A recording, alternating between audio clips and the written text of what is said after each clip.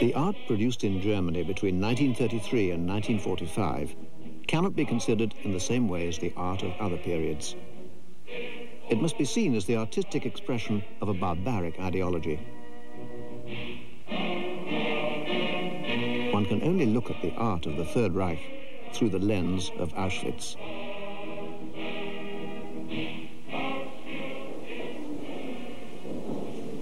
For the National Socialist regime, culture was a key word. Art was considered one of the most important elements in the creation of the new Reich and of the new man. Its aim was to impose a National Socialist philosophy of life. Political aims and artistic expression became one.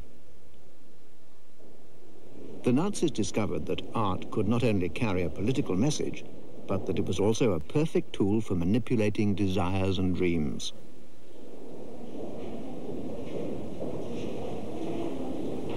The purpose of art was to shape people's outlook and to control their behavior.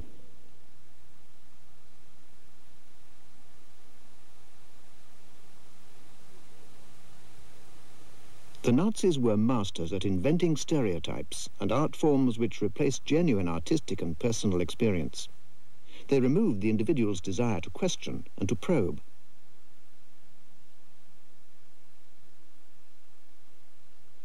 A total submission to a state aesthetic. Hitler believed that only the Aryan could produce and appreciate culture.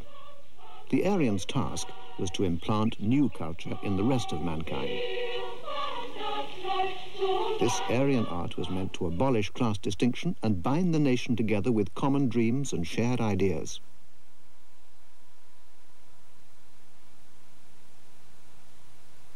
The opposite of the shining Aryan was the dark Jew, uncreative, driven only by thoughts of making money.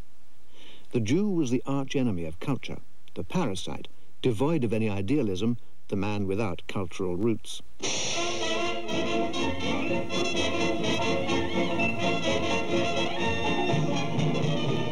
Hitler linked Jewishness with modern art.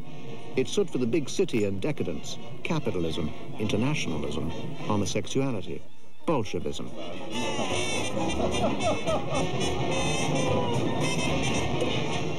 The function of art, in Hitler's own words, was to create images which represented God's creatures, not miscarriages between man and monkey. Statements like this one illustrate how art, too, was mobilized to decide who had the right to live and who had to die. In true German art, there was no room for the woman represented as a femme fatale, as she-devil or whore. In the eyes of the Nazis, modern art was the betrayal of national values by decadent artists and greedy international art dealers. The Nazis also took good care to link modern art with the exploitation of the poor. Germany had just come out of the most horrendous inflation in its history. With unemployment topping 6 million, hardship in the cities was extraordinary. It was an easy task to represent the city as sterile and chaotic. The country was a wholesome and fertile paradise, which appealed to those living in the dingy courtyards of the city with no prospect of work and without hope. Love of nature and the simple life existed long before the Nazis adopted them as key elements. Hordes of young men and women hiked through the countryside, singing German Volkslieder about an imaginary Germany which embraced the heroic and the traditional.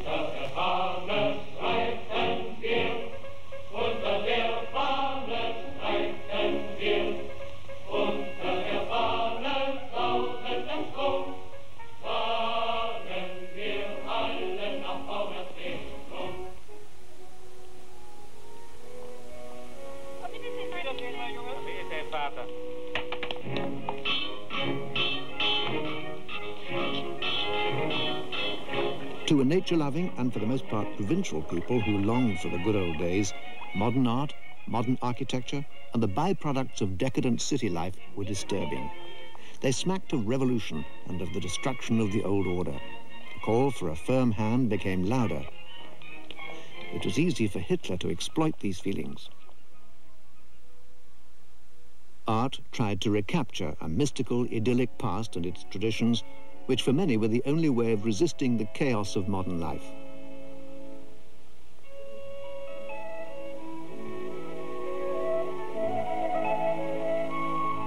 Everything that smacked of Nordic or Germanic origin was dragged out and used in the rewriting of history. The Nibelungen, the Holy Wars, the Reformation, Dürer and Holbein. Everything was designed to lend authority to the new system and give it an eternal and spurious history. Old customs and old songs were taken out of context and readjusted to promote the dream of an idealized Germany. New German art was seen as a great renaissance, and the man responsible for it was the new Messiah, Adolf Hitler. Sie leben heute als Künstler in einer großen und glücklichen Zeit.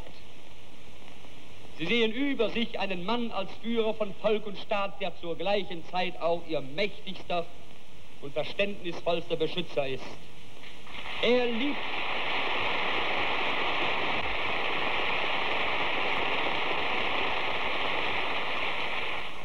Der Führer liebt die Künstler, weil er selbst ein Künstler ist. Unter seiner gesegneten Hand ist nun über Deutschland eine Art von neuem Renaissance-Zeitalter angebrochen. Man möchte fast in der Abwandlung eines Wortes von Ulrich von Hutten ausrufen: O Jahrhundert, o Künste, es ist eine Lust zu leben. It was Dr. Joseph Goebbels' role to interpret Hitler's cultural program. He was the most educated of the Nazi leadership. A writer and a journalist, he became Hitler's Minister for Propaganda and Enlightenment. He began his post by an ignominious act of cultural vandalism. Deutsche Männer und Frauen, das Zeitalter eines überspitzten jüdischen Intellektualismus ist nun zu Ende.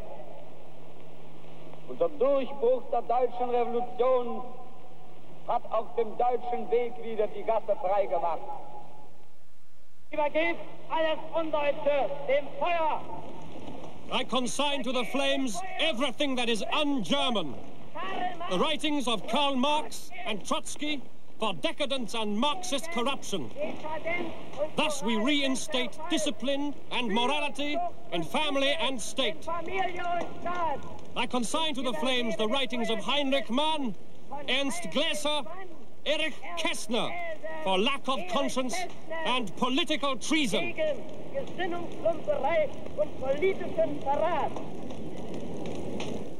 The Nazis lost no time in cleansing the German arts. The list of people who were deprived of their jobs and had to leave fills pages. A few names stand for many others. The musicians Arnold Schoenberg, Hans Eisler, Kurt Weill, Bruno Walter, Otto Klemperer, Fritz Busch, Arthur Schnabel, all went. The writers Thomas Mann, Bertolt Brecht, Stefan Zweig, Franz Werfel. The German theatre lost Leopold Jessner, Max Reinhardt, Erwin Piscator, Elizabeth Bergner, Peter Lorre. The cinema, Billy Wilder and Fritz Lang. Pictures by Max Beckmann, Paul Klee, Otto Dix, Max Ernst, Wassily Kandinsky were removed from museums. The impoverishment of German cultural life was staggering. Having got rid of the opposition, the Nazis began their seduction.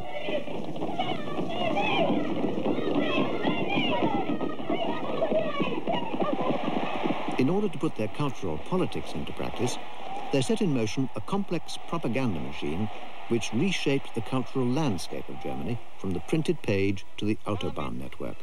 Sind die Toten des großen Krieges geehrt und den Lebenden unseres Volkes ist wieder die Sicherheit der nationalen Zukunft gewährleistet. We secure the future for the living within our national community.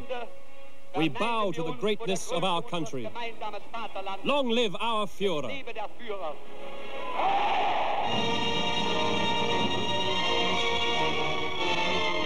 Art was taken to the people.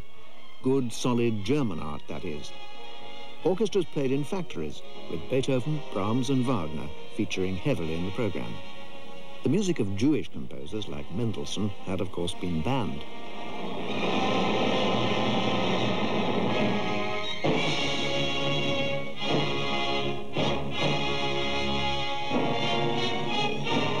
Teutonic values were not only stressed in the music, the listener too was the hearty, honest German type.